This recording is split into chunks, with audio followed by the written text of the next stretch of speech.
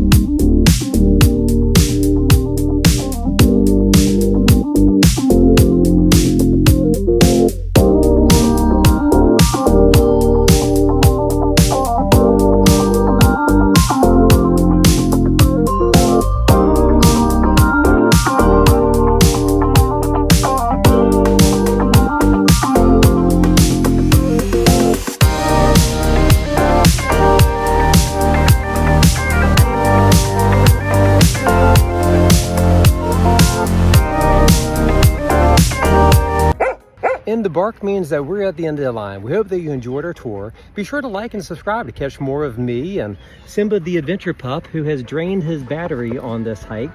He is ready to get back in the AC. And catch more of us as we travel across the country, checking out campground, parks, and trails. We'll see you next time, travelers. Chasing sunsets and paw prints across the country. That's life on Paws and Wheels.